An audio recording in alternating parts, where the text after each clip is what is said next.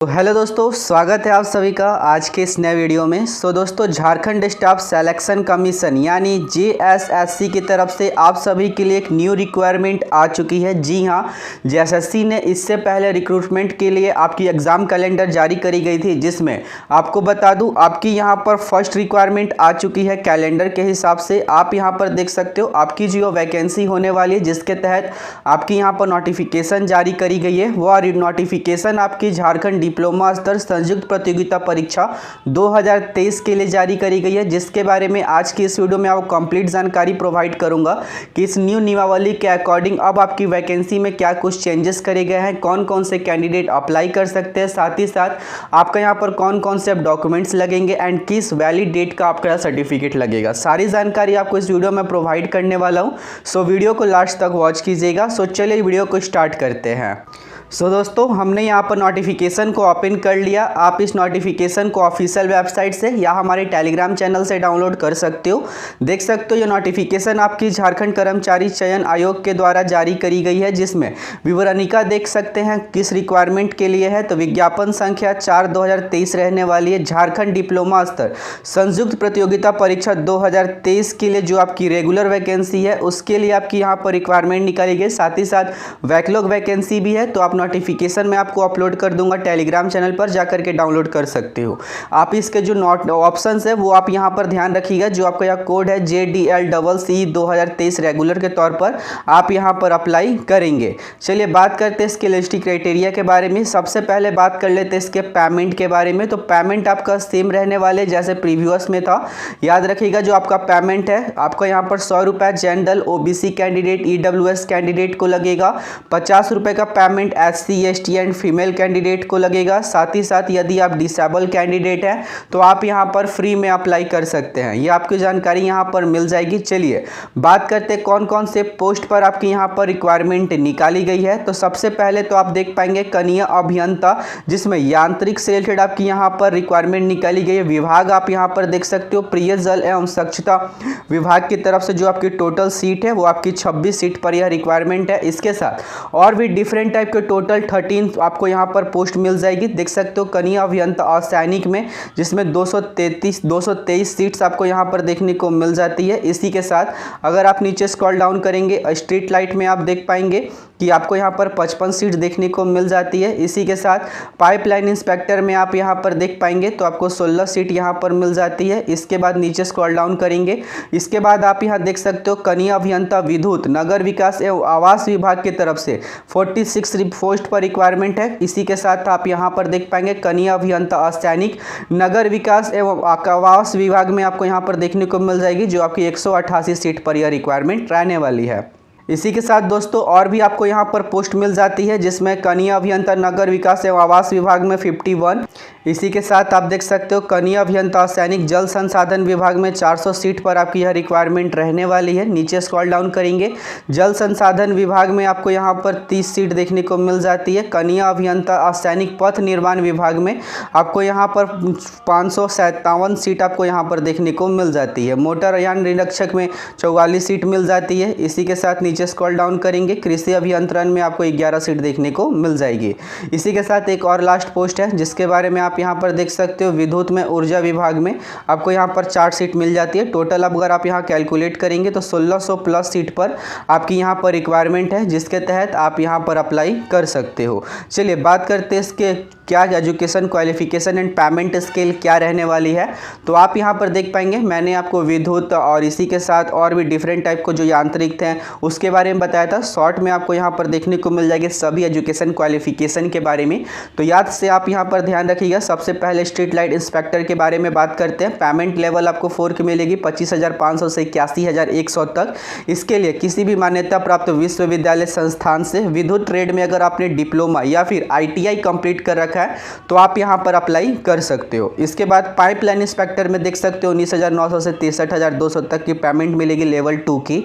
मान्यता प्राप्त आप यहां पर संस्थान से अगर आप उत्तीर्ण हुए यानी प्लम्बिंग ट्रेड से अगर आपने यहां पर ITI कंप्लीट कर रखा है, डिप्लोमा कंप्लीट कर रखा है तो आप यहां पर अप्लाई कर सकते हो। इसी के साथ कनीय अभियंता यात्रिक में आप यहां पर ध्यान रखेंगे 35,400 से 1,12,400 तक की पेमेंट मिलेगी। विधि द्वारा स्थापित आप यहां पर याद रखिएगा केंद्र सरकार या राज्य सरकार द्वारा मान्यता मान्यता प्राप्त संस्थान अथवा अखिल भारतीय तकनीकी शिक्षा परिषद यानी AICTE द्वारा मान्यता प्राप्त संस्थान से यदि आपने यांत्रिक में अगर आपने डिप्लोमा कर रखा है तो आप यहाँ पर अप्लाई कर सकते हो। इससे संबंधित शाखा में उच्च तकनीकी योग्यता धारित वाले कैंडिडेट भी इस रिक्वायरमेंट में अप्लाई कर सकते हैं। आपको यहाँ पर मैं ध्यान बता दूं तो केंद्र सरकार या राज्य सरकार बोला गया, यानी किसी भी अगर आपने स्टेट से अपना डिप्लोमा को कंप्लीट किया है तो आप इस रिक्वायरमेंट में अप्लाई कर पाएंगे। बाकी कनीय अभियंता विद्युत में देख सकते हो 35,400 से लेकर के 1,12,400 यानी सेम पेमेंट मिल जाएगी मान्यता प्राप्त संस्थान से यदि आपने विद्युत में डिप्लोमा कर रखा है या फिर हायर एजुकेशन क्वालिफिकेशन है आपके पास तो अप्लाई कर सकते हो। नीचे स्क्रॉल डाउन करेंगे, कनीय अभियंता की बात करते हैं असैनिक के लिए, जिसमें आपकी सेमी पेमेंट लेवल मिल जाती है मान्यता प्राप्त संस्थान से। सिंपली अगर आपने सिविल में डिप्लोमा कर रखा है या फिर संबंधित शाखा में हायर एजुकेशन क्वालिफिकेशन है आपके पास तो अप्लाई कर सकते हो। कनीय अभियंता कृषि अभियंत्रण में ध्यान रखिएगा 35,400 से 1,12,400 तक की पेमेंट मिलेगी। कृषि से रिलेटेड अगर आपने यहाँ पर डिप्लोमा कर रखा है या फिर हायर एजुकेशन क्वालिफिकेशन है आपको इस रिलेवेंट ट्रेड में तो आप यहाँ पर अप्लाई कर पाएंगे। लास्ट आप यहाँ देख सकते हो मोटर यान निरीक्षक में, जिसके बारे में मैंने आपको ऑलरेडी वीडियो बना करके भी जानकारी प्रोवाइड करी थी कि इस रिक्वायरमेंट यह भी आपकी आई। इसके लिए एजुकेशन क्वालिफिकेशन आप यहाँ देख पाएंगे विधि द्वारा स्थापित केंद्र सरकार या राज्य सरकार द्वारा मान्यता प्राप्त संस्थान अथवा अखिल भारतीय तकनीकी शिक्षा परिषद AICTE द्वारा मान्यता प्राप्त संस्थान से यांत्रिक या फिर ऑटोमोबाइल अभियांत्रिकी या फिर डिप्लोमा की उपाधि या फिर यांत्रिक ऑटोमोबाइल अभियांत्रिकी में उच्च तकनीकी योग्यताधारी आवेदन यहाँ पर कर पाएंगे। यानी अगर आपने इन रिलेवेंट ट्रेड में अगर आपने डिप्लोमा किया या फिर हायर एजुकेशन क्वालिफिकेशन है आपके पास तो आप यहाँ पर अप्लाई कर सकते हो। इसी के साथ तकनीकी योग्यता यानी एक्सपीरियंस आपको यहाँ पर मांगी गई है। गियर वाली मोटरसाइकिल और हल्के मोटर वाहन चलाने की अधिकृत चालन अनुयुक्ति का धारण करना, यानी अगर आपको यहाँ पर हल्के मोटरयान चलाना आता है तो जनरली आप यहाँ पर अप्लाई कर सकते हो इस रिक्वायरमेंट के लिए। ये आपकी एजुकेशन क्वालिफिकेशन है जो आपको कंप्लीट हो जानी चाहिए इस रिक्वायरमेंट के लास्ट अप्लाई करने के डेट तक। बाकी आप यहाँ पर स्पोर्ट्स से रिगार्डिंग भी आपको यहाँ पर छूट मिल जाती है जो आप यहाँ पर चेकआउट कर सकते हो। बात करते हैं इसकी एज क्राइटेरिया के बारे में तो दोस्तों आप यहाँ ध्यान रख सकते हैं कि मिनिमम 18 साल के कैंडिडेट अप्लाई कर सकते हैं, मैक्सिमम 35 साल के अप्लाई कर सकते हैं। इसी के साथ आप यहाँ पर देख सकते हो OBC से बिलोंग करते हो तो 2 ईयर कैजुअल इलेक्शन मिल जाएगा, यानी 37 साल तक कैंडिडेट अप्लाई कर सकते हैं। महिला अनारक्षित आर्थिक रूप से कमजोर या फिर अत्यंत पिछड़ा वर्ग या फिर पिछड़ा वर्ग से बिलोंग करते हो तो 38 साल तक के कैंडिडेट अप्लाई कर सकते हैं। बाकी SC ST कैंडिडेट के लिए 40 साल तक के कैंडिडेट आप यहाँ पर अप्लाई कर पाएंगे। अगर आप PWD कैंडिडेट हैं तो 10 साल का यहाँ पर आपको एज रिलेक्शन देखने को मिल जाता है। चलिए बात करते हैं आरक्षण से। अगर आप यहाँ पर लाभ लेना चाहते हो, झारखंड से बिलोंग करते हो तो आपका जो स्थानीय प्रमाण पत्र है वह किस डेट का होना चाहिए। तो सबसे पहले आप यहाँ पर याद रखिएगा जो आपका सर्टिफिकेट का इशू का डेट है 2/6/2016 से या फिर उसके बाद का अगर आपका स्थानीय प्रमाण पत्र जो है अनुमंडल अधिकारी यानी SDO लेवल पर बना है तो आप उस सर्टिफिकेट की मदद से अप्लाई कर सकते हो। इसके अलावा भी एक ऑप्शन है कि अगर आपका रेसिडेंट सर्टिफिकेट 19/7/2019 के बाद बना हुआ है तो आपका अंचल अधिकारी से बना हुआ है तो आप यहाँ पर उस सर्टिफिकेट की मदद से आप यहाँ पर अप्लाई कर सकते हो। बाकी उसके बाद का जो भी उससे पहले का जो भी सर्टिफिकेट होगा वह वैलिड नहीं होगा, उसके बारे में जानकारी आपको यहाँ पर देखने को मिल जाती है।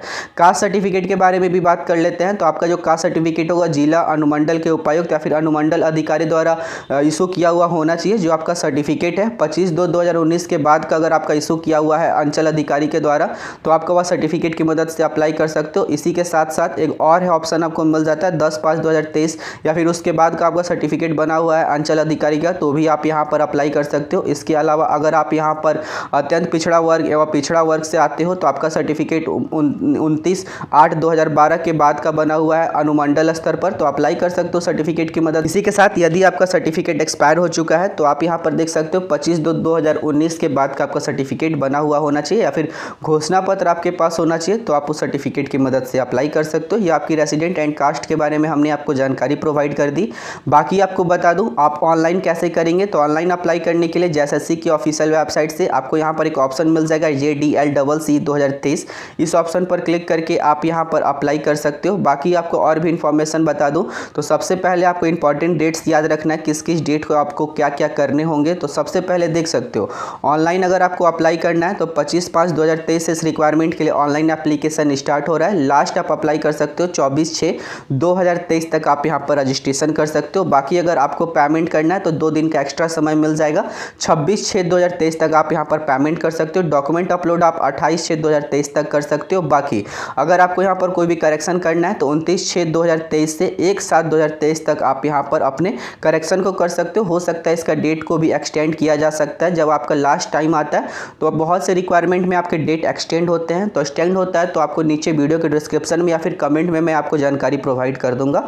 आप इस डेट के बाद आकर के अपने कमेंट या फिर आप यहाँ पर डिस्क्रिप्शन को एक बार चेकआउट कर लीजिएगा। चलिए बाकी आप पेमेंट ऑनलाइन माध्यम से कर सकते हो। चलिए बात करते हैं परीक्षा के स्वरूप एंड सिलेक्शन प्रोसेस के बारे में। तो दोस्तों आप यहाँ पर देख सकते हो परीक्षा का स्वरूप जो है आयोग द्वारा कंप्यूटर आधारित परीक्षा यानी CVT एग्जाम आपको यहाँ पर लिया जाएगा, जो आप यहाँ पर ध्यान रखिएगा। सबसे पहले परीक्षा का स्वरूप पाठ्यक्रम आप यहाँ पर देख सकते हो। सभी परीक्षा जो आपके यहाँ पर वैकल्पिक होंगे, इसी के साथ जो आपका एक क्वेश्चन होगा 3 अंक का होगा। अगर आप एक सही आंसर देते हो तो 3 अंक मिलते हैं, गलत आंसर देते हो तो 1 अंक का आपको यहाँ पर निगेटिव मार्किंग रहता है। हिंदी एंड इंग्लिश दोनों ही भाषा में आप अपने एग्जाम को यहाँ पर दे सकते हो। बाकी आप यहाँ देख सकते हो किस किस पोस्ट के लिए आपका क्या एजुकेशन, क्या आपका एग्जाम का पैटर्न रहने वाला है। तो सबसे पहले ध्यान रखिएगा, यदि आप अप्लाई कर रहे हो कनीय अभियंता विद्युत, कनीय अभियंता असैनिक, कनीय अभियंता यांत्रिक या फिर कनीय अभियंता कृषि अभियंत्रण या फिर मोटरयान निरीक्षक के पदों के लिए अगर आप यहाँ पर अप्लाई कर रहे हो तो आपको यहाँ पर देखने को मिल जाएगा किस टाइप के आपके क्वेश्चंस होंगे। तो सबसे पहले आपका एक मुख्य परीक्षा ले जाएगा जो आपका 2 पाली में होगा। सबसे पहले देख सकते हो प्रश्न पत्र 1 में 120 क्वेश्चंस होंगे, 2 घंटे का समय मिलेगा। सामान्य अभियांत्रिकी से 80 क्वेश्चंस एंड सामान्य ज्ञान से आपको 40 क्वेश्चंस होंगे जो आपको और पत्र 2 में आप यहाँ पर देख सकते हो। पत्र 2 में आपका क्या होगा, जो भी रिलेवेंट ट्रेड है, जिस भी पोस्ट के लिए आप अप्लाई कर रहे हो, जैसे कि विद्युत के लिए अप्लाई कर रहे हो, रासायनिक के लिए अप्लाई कर रहे हो, तो उसी के रिगार्डिंग आपको यहाँ पर क्वेश्चंस करे जाएंगे। जैसे कि पत्र 2 में आप देख सकते हो कनीय अभियंता विद्युत के लिए अप्लाई कर रहे हो तो विद्युत अभियंत्रण से रिलेटेड आपको पेपर 2 में 120 क्वेश्चंस पूछे जाएंगे, 2 घंटे का आपको समय मिलेगा। इसी के साथ साथ अब कनीय अभियंता सैनिक के लिए अप्लाई कर रहे हो, सिविल से रिलेटेड क्वेश्चन पूछे जाएंगे। यांत्रिक से अप्लाई कर रहे हो, यांत्रिकी से रिलेटेड क्वेश्चन पूछे जाएंगे। कृषि से अप्लाई कर रहे हो तो कृषि से रिलेटेड क्वेश्चन करे जाएंगे। मोटर यान निरीक्षक के लिए अप्लाई कर रहे हो तो यांत्रिकी और ऑटोमोबाइल अभियंत्रण से रिलेटेड आपको यहाँ पर क्वेश्चन करे जाएंगे। इसके साथ दोस्तों यदि आपको सिलेबस का पता करना है तो सिलेबस आप यहाँ पर चेकआउट कर सकते हो। आप यहाँ जो भी आपको सिलेबस देखने को मिलता है, जो भी आपको यहाँ पर टॉपिक्स देखने को मिलते हैं, जनरली इसी सभी टॉपिक्स से आपको यहाँ पर क्वेश्चंस करे जाएंगे। तो आप इस सिलेबस को डाउनलोड कर लीजिएगा एंड इसी की मदद से आप अपने एग्जाम की प्रिपरेशन करेंगे तो आपको यहाँ पर बहुत जल्द आपका जो सिलेक्शन होने के चांसेस जो है वो आपके बढ़ जाते हैं। तो ये आपको सारी जानकारी आपको यहाँ सिलेबस के बारे में यहाँ पर देखने को आपको मिल जाती है। चलिए बाकी जो रिमेनिंग पोस्ट बचती है उसके बारे में भी हम यहाँ पर बात कर लेते हैं। यदि आप स्ट्रीट लाइट इंस्पेक्टर या फिर पाइप लाइन इंस्पेक्टर के लिए अप्लाई करते हो तो उसके लिए आपको यहाँ पर एक मुख्य परीक्षा होगी। मुख्य परीक्षा के लिए एक पत्र ही होंगे, आपको यहाँ पर देखने को मिल जाएगा, एक पाली में ही ले ली जाएगी। 3 घंटे का समय होगा जिसमें आप देख सकते हो 180 क्वेश्चन होंगे। 3 घंटे का समय होगा। सेवा संवर्ग पद के लिए गठित सेवा संवर्ग नियमावली परीक्षा से संबंधित विषय से आपके 120 क्वेश्चन होंगे एंड सामान्य ज्ञान से रिलेटेड आपके यहाँ पर 60 क्वेश्चन होंगे। टोटल आप यहाँ पर देख सकते हो। सबसे पहले तो आपको जो होगा स्ट्रीट लाइट इंस्पेक्टर के लिए अप्लाई कर रहे हो तो विद्युत व्यवसाय से रिलेटेड आपके क्वेश्चन होंगे। पाइप लाइन इंस्पेक्टर के लिए अप्लाई कर रहे हो तो प्लम्बिंग व्यवसाय से रिलेटेड आपके यहाँ पर क्वेश्चन होंगे। बाकी इसके लिए जो आपका एग्जाम का सिलेबस है, सिलेबस आपको इस रिक्वायरमेंट के लिए भी देखने को मिल जाता है, इस पोस्ट के लिए भी देखने को मिल जाता है। तो एक बार आप यहाँ पर सिलेबस को चेकआउट कर लीजिएगा। चलिए बात करते हैं आपका यहाँ पर क्वालिफाइड नेचर का किस प्रकार से होगा, कौन कौन से कैंडिडेट का यहाँ पर सिलेक्शन होगा। तो आप यहाँ पर देख सकते हो जनरली आपका क्वालिफाइंग आपका एग्जाम है, बट आपको यहाँ पर ज़्यादा से ज़्यादा मार्क्स लाने हैं ताकि आपका यहाँ पर सिलेक्शन होने के चांसेस बढ़ जाए। क्योंकि दोस्तों जितना ज़्यादा आपके मार्क्स आएंगे उतना ही चांसेस आपको बढ़ जाते हैं, उतना ही पहले आपको यहाँ पर आपका मेरिट के बाद आपका डॉक्यूमेंट वेरिफिकेशन आपका सिलेक्शन प्रोसेस के लिए बुलाया जाएगा। तो ज़्यादा मार्क्स ला दीजिएगा। उससे पहले आपको यहाँ पर ध्यान रखना है कि कौन कौन से कैंडिडेट का यहाँ पर डिस्क्वालीफाई हो सकते हैं। तो आप यहाँ देख सकते हो अनारक्षित के लिए यानी जनरल कैंडिडेट के लिए 40% मार्क्स लाना इंपॉर्टेंट है। पिछड़ा वर्ग के लिए आपको यहाँ 34, पिछड़ा वर्ग अनुसूचित 2 के लिए 36.5, आदिम जनजाति के लिए 30 एंड आर्थिक रूप से कमजोर EWS कैंडिडेट के लिए आपको यहाँ पर 40, SC ST आपको यहाँ पर देखने को मिल जाएगा 32% मार्क्स आप लाते हैं तो आप यहाँ पर अप्लाई कर सकते हो। बाकी आप यहाँ देख सकते हो जैसे ही अगर आपका मेरिट में नाम आता है, मेरिट में नाम आने के बाद आपको यहाँ पर डॉक्यूमेंट वेरिफिकेशन के लिए बुलाया जाएगा, जिसके बाद आपका डॉक्यूमेंट वेरिफिकेशन भी कंप्लीट हो जाता है तो जाकर के आपकी यहाँ पर नियुक्ति करी जाती है, जिसके बारे में आपको जानकारी यहाँ पर देखने को मिल जाएगी। सो दोस्तों इस प्रकार से अगर आप इस रिक्वायरमेंट के लिए अप्लाई करते हो तो मैंने आपको सारी कंप्लीट एलिजिबिलिटी क्राइटेरिया एंड जो आपका सिलेक्शन प्रोसेस होगा, एग्जाम पैटर्न एंड जो इसका सिलेबस है, कंप्लीट जानकारी मैंने आपको इस नोटिफिकेशन के माध्यम से प्रोवाइड कर दी है। सो अगर आपको यह वीडियो पसंद आया तो इस वीडियो को लाइक करने के साथ साथ हमारे मेहनत को सफल बनाने के लिए चैनल को भी सब्सक्राइब कर लीजिएगा ताकि इसी प्रकार की इंफॉर्मेशनल वीडियोस आपको समय समय पर मिलती रहे। मिलते हैं नेक्स्ट वीडियो में, तब तक के लिए जय हिंद।